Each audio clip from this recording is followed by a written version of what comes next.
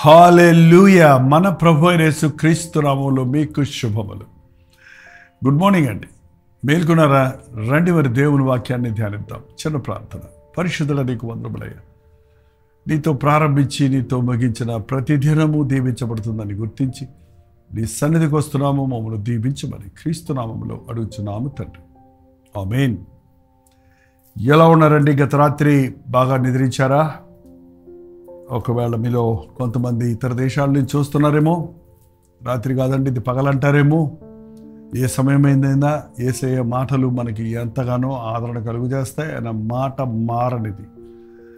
మరి రోజు లేచిన వెంటనేనండి మనకి ఏం చేయాలో అర్థం కాదు. ఏది పడితే అది చేసేస్తుంటాం. ఏది ముందు, ఏది తర్వాత, ఏది అవసరం, ఏది అవసరం లేదు, ఏది ముఖ్యం, ఏది అవసరం లేనిది, ఏది ప్రయోజనకరమైంది, ఏది కాదు అనేది ఏది ఆలోచించుకోకుండా అడ్డంగా ఏదొస్తే అది గందరగోళం చేసుకొని ఏ పని అవ్వక ఏది సాధించలేక విసిగిపోతాం కదా. ఎప్పుడైనా సరే అందుకే ప్రభువును సన్నిధిలో ఉదయం ప్రార్థిస్తున్నప్పుడు మన పనులన్నీ, మన భారాలన్నీ, మన అవసరతలన్నీ ఆయన ముందు పెట్టి ప్రార్థిస్తున్నప్పుడు ఏం జరుగుతుందో తెలుసా మీకు? అవన్నీ ఫిల్టర్ అయిపోతాయి.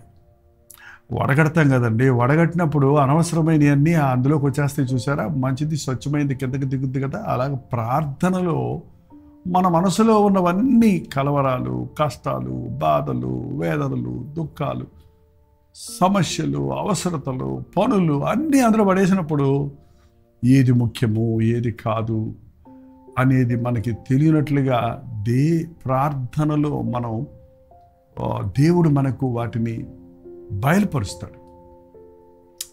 అవసరం లేని వాటిని మర్చిపోయేటట్టు, అవసరమైన వాటి మీద మనసు పెట్టేటట్టు తన జ్ఞానాన్ని మనకు అనుగ్రహిస్తాడు. అందుకే ప్రార్థనతో ఉదయం లేచినట్టనే అసలు ఈ రోజు నాకు ఇచ్చావు ప్రభువా, ఈ రోజు నేనేం చేయమంటావు అని అడిగితే అది ఎంతో ప్రాముఖ్యమైనది. బైబిల్లో ఉన్న ఈ మాట నాకు ఎంతో ఇష్టం అండి. అపోస్తల కార్యాలు 22వ అధ్యాయము 10వ వచనం అండి. అప్పుడు నేను, ప్రభువా నేనేమి చేయవలనని అడుగుగా, what do you want me to do lord? నాకు ఏం చేయలేని పరిస్థితులు గలిబిలైపోయినప్పుడల్లా నాకు తెలియకుండా నా నోట్లో నుంచి స్పాంటేనియస్గా what do you want me to do? ప్రభువా నన్ను ఏం చేయమంటావు ఈ పరిస్థితుల్లో? ఏం చేయమంటావు ఈ పరిస్థితుల్లో? ఏ నిర్ణయం చేసుకోమంటావు? ఏది ముందు, ఏది వెనుక, ఏది అవసరం, ఏది లేదు అనేది ప్రభు సన్నిధిలో పెట్టి ప్రార్థిస్తుంటే ఆయన ఎంత చక్కగా తన చిత్తాన్ని మనకు బయలుపరుస్తాడో, ఎంత చక్కగా ఒక క్లారిటీ కలిగి మనం మన పనుల్లో సాగునట్లుగా సహాయం చేస్తాడో అన్నది నా జీవితంలో అనుభవపూర్వకంగా నేర్చుకుంటూ ఉన్నాను. చాలామంది జీవితాల్లో ప్రభు ఇచ్చిన సమయాన్ని మనం గురి లేకుండా బ్రతుకుతున్నాం కాబట్టి ఒక రోజులో ఏమీ సాధించలేకపోతున్నాం. చెప్పాలంటే బ్రతుకంతట్లో కూడా ఏమీ సాధించని వారిగానే చాలామంది మిగిలిపోతూ ఉన్నారు. విలువైన సమయం అండి. అజ్ఞానుల వలె సమయమును పోనీయక వాటిని జ్ఞానుల వలె సద్వినియోగపరుచుకోమని దేవుని వాక్యం చదివిస్తుంది. దేవుని ఇచ్చిన సమయాన్ని దేవుని మహిమార్థమై వాడినప్పుడు అది మల్టిప్లై అవుతుందండి. వృధా చేయటం అనేది చాలా సులభం, కానీ ఎలాగ మన డబ్బును ఇన్వెస్ట్ చేస్తే అది మల్టిప్లై అవుతుందో, ఊరికే ఖర్చు పెట్టేస్తే దివాళా తీసిన వారికి ఉండిపోతాము. అలాగే మన సమయాన్ని కూడా ఊరికే వృధాగా అనవసరమైన వాటి విషయాల్లో ఉపయోగించేస్తే దానివల్ల ఏ ప్రయోజనం మిగలదు. కానీ ప్రభు సన్నిధిలో పెట్టి ప్రార్థించినప్పుడు ఎంతో దీవించబడతాం. చిన్న వయసులోనే గొప్ప కార్యాలు సాధించిన వాళ్ళని ఎంతోమందిని మనం చూస్తున్నాం. తక్కువ సమయంలోనే ఎక్కువ పని చేయటం, తక్కువ సమయంలోనే ఎక్కువ మందికి ఉపయోగకరంగా ఉండేటువంటి పనులు చేయటం నాకు ఎంతో ఇష్టం అండి. నేను ఎప్పుడు ప్రభు దగ్గర ప్రార్థిస్తుంటాను, ప్రభువా తక్కువ సమయంలో ఎక్కువ సేవ చేయటం నేర్పించవా, తక్కువ డబ్బుతో ఎక్కువ పరిచర్య చేయటం నేర్పించవా, ఎంతో ఖర్చు పెట్టి చిన్న పని చేయటం కాదు, ఎంతో సమయం వెచ్చించి ఏదో ఒక చిన్నది సాధించడం కాదు, కానీ ప్రతి క్షణాన్ని సద్వినియోగపరచుకోవడానికి సహాయించి మీరు రోజులో ఎన్నిసార్లు కావాలంటే అన్నిసార్లు ఈ క్లుప్తమైన ప్రార్థన, ప్రభువా నేనేమి చేయగలను, ప్రభువా నేనేం చేయాలి ప్రభువా, నన్నేం చేయమంటావు ప్రభువా, నన్నేం చేయమంటావు? దేవుని దగ్గర నుంచి జవాబులు వివిధములుగా వస్తాయి, వెంటనే వస్తాయి అనేది నమ్మండి, విశ్వసించండి. ప్రార్థనలకు జవాబులు ఇచ్చే ప్రభువు మనకున్నాడు. పౌలు సౌలుగా మారుతున్న సందర్భంలో జరిగిన సాక్ష్యంలో చెప్పిన మాటది, ప్రభువా నేనేమి చేయవలనని అడుగుగా ప్రభువు, నీవు లేచి దమస్కులోనికి వెళ్ళుము, అక్కడ నీవు చేయుటకు నియమించబడినవన్నీ నీకు చెప్పబడనని నాతో చెప్పాను. భలే విచిత్రంగా ఉంటాయి దేవుని యొక్క కార్యాలు. కొన్నిసార్లు దేవుడు మనకి తను మనతో చెప్పాలనుకున్నవి వినాలంటే మనం విధేయులం అవుతున్నామా లేదా, విశ్వసిస్తున్నామా లేదా అని పరిశీలిస్తారండి. ఏం చేయమంటామంటే నీ పక్కన కూర్చొని నువ్వు చేయాల్సినవన్నీ చెప్పడానికి దేవునికి వీలు పడదు కదా, ఎక్స్ప్లెయిన్ చేయడానికి కుదరదు కదా. కానీ దేవుడు తన సేవకుల ద్వారా, తన వాక్యం ద్వారా, సందర్భాల ద్వారా మరింత సునాయాసనంగా దేవుడు చెప్పాల్సింది నీకు తెలియపరచినట్లుగా, నీకు అవగాహన ఉన్నట్లుగా దేవుడు చేస్తాడు. ఇర్మియాతో చెప్పాడు, నువ్వు లేచి కుమ్మరి ఇంటికి వెళ్ళము, అక్కడ నా మాటలు నీకు తెలియజేస్తాను. ఏం ప్రభా, కుమ్మరి ఇంటికి ఎందుకు, ఇక్కడే చెప్పచ్చు కదా అనొచ్చుగా. కానీ కుమ్మరి ఇంటికి వెళ్తే నేను చెప్పేది అక్కడున్న పరిస్థితులను చూసినప్పుడు నీకు సునాయాసనంగా చక్కగా అర్థమవుతుంది. నువ్వు లేచి వెళ్ళమన్నప్పుడు అతను లేచి వెళ్ళాడు. ఏసుకెళ్తే చెప్పాడు, నువ్వు లేచి మైదాన భూమికి వెళ్ళము, అక్కడ నేను నీతో మాట్లాడతాను. ఎక్కడ పడితే అక్కడ ఎట్లా మాట్లాడతాడు దేవుడు? ఒక మైదాన భూమికి, ఒక ఏకాంత స్థలానికి వెళ్ళి నువ్వు నా కోసం కనిపెట్టు, నేను అక్కడ నీతో మాట్లాడతాను. ఇక్కడ పౌలుతో అంటున్నాడు, నువ్వు లేచి దమస్కుకు వెళ్ళము, అక్కడ నువ్వు చేయవలసినవన్నీ నీకు చెప్పబడతాయి. అతను లేచి దమస్కుకు వెళ్ళలేకపోయినప్పుడు పక్కనున్న వారు అతన్ని మోసుకొని తీసుకెళ్ళారు. ఎందుకంటే కళ్ళు కనపడలేదు, ఆ వెలుగు చూసినప్పుడు కింద పడిపోయాడు. అతన్ని తీసుకొని దమస్కుకు వెళ్ళినప్పుడు అక్కడ అననీయ వచ్చినప్పుడు అతడు తనకు చెప్పిన మాటను అననీయకు చెప్పినప్పుడు అననీయ ఏం చెప్పాడంటే 16వ వచనంలో చదువుతున్నాను చూడండి. గనుక నీవు తడవు చేయుటే ఎందుకు, లేచి ఆయన నామమును బట్టి ప్రార్థన చేసి బాప్తిసం పొంది నీ పాపములను కడిగి వేసుకున్నామని చెప్పారు. ఏం చేయమంటావంటే, ముందు ఏదన్నా దేవుని కోసం నువ్వు చేయాలంటే ముందు నీవు ప్రార్థన చేయాలి. ప్రార్థనలోనే దేవుడు చెప్పేవి మనం తెలుసుకుంటాం. ప్రార్థన చేయి. ప్రార్థన చేసి నీ పాపముల కొరకు పశ్చాత్తాపడితే నమ్మి బాప్తిసం పొందినవాడు రక్షించబడతాడని దేవుడు వాక్యం సెలవిస్తుంది. నువ్వు ప్రార్థన చేయి, నీ పాపములు కడిగి వేసుకో. ఏంటంటే యేసు నామములో మనం రక్షించబడాలి, పాప క్షమాపణ పొందాలి. మీరు మీ పాపములు ఒప్పుకొని విడిచిపెట్టుతున్నారా? ఏదో ఒకరోజు విడిచిపెట్టారు, కానీ ప్రతిసారి మనం ప్రభు సన్నిధిలో ఉదయమే మన అవిధేయతలను, మన అవిశ్వాసములు, మన అజ్ఞానమును, మన అక్రమాలను గురించిన గ్రహింపు కలిగి, ప్రభువా గతంలో నేను చేసిన తప్పులు క్షమించు, ఈరోజు నీ శక్తి నాకు దయచేయమని ప్రార్థన చేస్తున్నప్పుడు దేవుడు స్పష్టముగా తన కార్యాలను మనకు బయలుపరుస్తాడు. నువ్వు ప్రార్థన చేసి బాప్తిసం పొంది నీ పాపములు కడిగి వేసుకోమని చెప్పాను. అతడు అలాగే ప్రార్థన చేయుతుండగా పరవశుడై ప్రభువును చూచాడు, పరిశుద్ధాత్మ శక్తిని పొందాడు. ఆ తర్వాత పౌలుకు దేవుడు ఎప్పటికప్పుడు తన దర్శనముల ద్వారా, తన లేఖనముల ద్వారా, తన యొక్క సన్నిధి ద్వారా దేవుడు తన చిత్తాన్ని తెలియపరుస్తూనే ఉన్నాడు. వన్స్ ఫర్ ఆల్ దేవుడు మాట్లాడేసేవాడు కాదండి. ప్రతి రోజుకు రోజు, ఏ రోజుకు ఆ రోజు దేవుడిని అడగాలి. నిన్న చేసింది ఇవాళ చేయక్కర్లేదు, ఇవాళ చేసింది రేపు చేయక్కర్లేదు.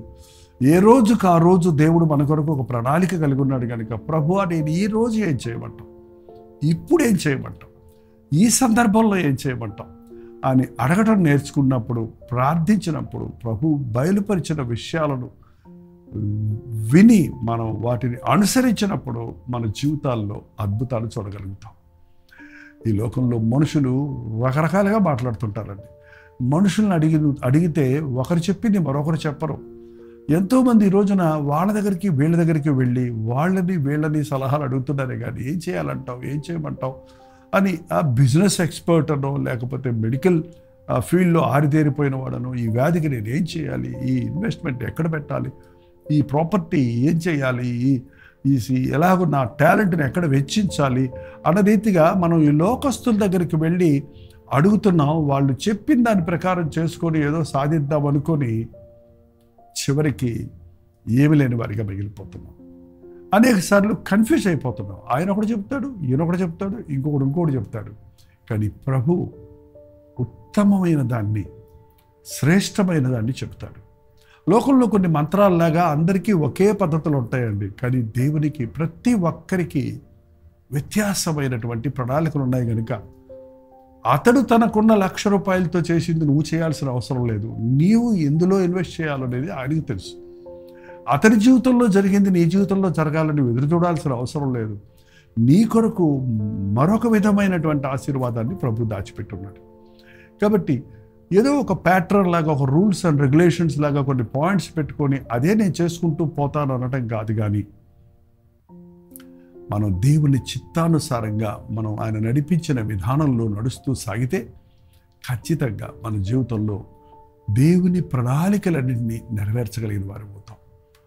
ప్రభువా నేనేం చేయాలి? ఈ చిన్న ప్రార్థన గుర్తుపెట్టుకోండి.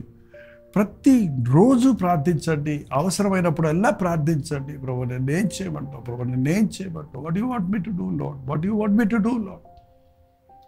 నువ్వు చెప్పింది చేస్తానయ్యా, నువ్వు చెప్పినట్టు ఉంటానయ్యా అంటూ దేవునికి మీరు సమర్పించుకోండి. మీకు తెలియకుండానే ప్రభు యొక్క నడిపింపులు, ఆయన యొక్క సన్నిధిని మీరు అనుభవించగలుగుతారు. ఒక రోజులో మీ బ్రతుకులో దేవుడు ఆశించినవన్నీ మీ ద్వారా జరుగుతాయి. ప్రతిరోజు లేచిన వెంటనే ఈ ప్రార్థన మర్చిపోకండి. ఇప్పుడు నేను చేయమంటావు? ఈ రోజు నాకు ఇచ్చావు, ఈ రోజులో నా కొరకు నీవు దాచి ఉంచిన దీవెనలేంటి, నేను పొందుకోవలసిన ఆశీర్వాదాలేంటి, నేను చేయవలసిన పనులేంటి, నాకున్న బాధ్యతలేంటి, ఏది ముందు, ఏది తర్వాత, ఏది అవసరం, ఏది అక్కర్లేదు అని ఒక వీలైతే నేనైతే ఒక పేపర్ మీద రాసుకుంటాను. అనేక పనులు రాసుకొని దాని మీద మళ్ళీ 1, 2, 3, 4 నెంబర్లు వేసుకుంటాను. ఇది మొదట, ఇది 2, ఇది తర్వాత, ఇది కుదిరినా పర్వాలేదు, ఇది ఇవాళ కాకపోయినా పర్వాలేదు, ఇది లేకపోయినా పర్వాలేదు. చక్కగా ఒక రోజులో తృప్తిగా ఈ రోజు చేయవలసినవన్నీ, దేవుడు ఆశించినవన్నీ చేశారు. నా బాధ్యతలు నెరవేర్చుకున్నా, నా కుటుంబ బాధ్యతలు, నా అధికారంలో, ఆఫీసులో ఉన్న బాధ్యతలు, నా యొక్క భక్తి విషయంలో నేను దేవుడితో గడపవలసిన సమయం, అన్నిటికీ సమయం సరిపోద్దండి. ఈ కన్ఫ్యూజ్ చేసుకొని గందరబిందరు చేసుకున్న వాళ్ళకి దేనికే సమయం ఉండదు. ఒక మాటే నోట్లో నుంచి వస్తుంటుంది, టైం లేదు, టైం లేదు, టైం లేదు. ప్రార్థన చేసుకున్నావా? టైం లేదు. బైబిల్ చదువుకున్నావా? టైం లేదు. ఉద్యోగానికి వెళ్ళావా? టైంకి వెళ్ళలేకపోయాను.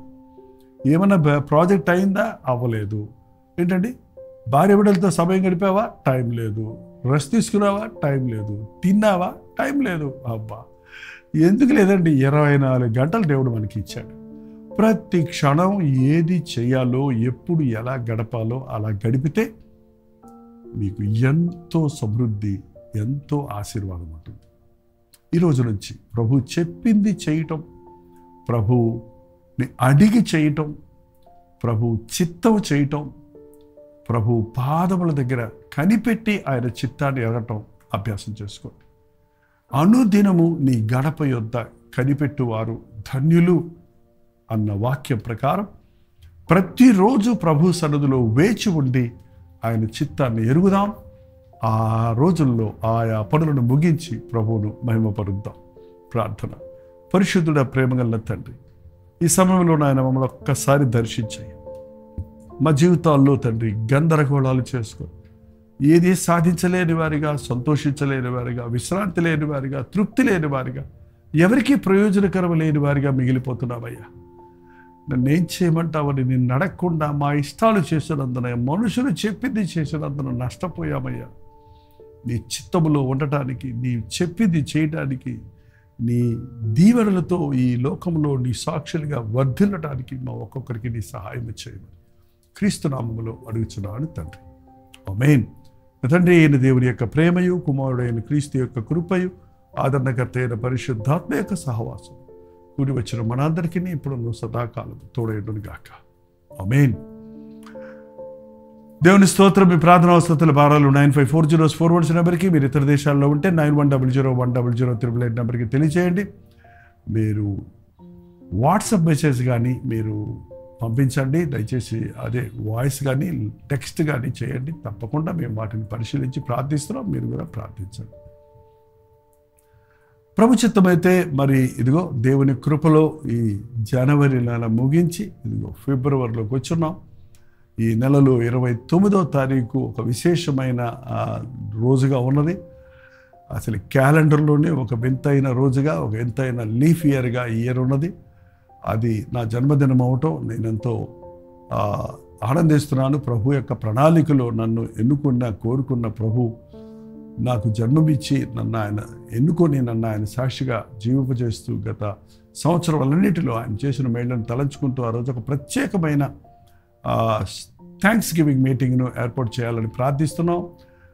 మరిన్ని వివరాలు మీకు తెలియజేస్తాం. బట్ దయచేసి ఫిబ్రవరి 29వ తారీఖు మీరు ఫ్రీగా ఉంచుకొని ఎక్కడ మీటింగ్ అయితే అక్కడికి వచ్చి మీరు మాతో పాటు కలిసి ప్రభువును స్తుతించాలని, నా కొరకు ప్రార్థించాలని ప్రేమతో కోరుతున్నాను. ఉచితమైతే మధ్యాహ్నం 3 గంటలకు హెచ్చరిక, అలాగే రాత్రి 9 గంటలకి లైవ్లో జూమ్లో మళ్ళీ కలుసుకుందాం. అంతవరకు దేవుని మహాకృప మీకు తోడైన దాకా.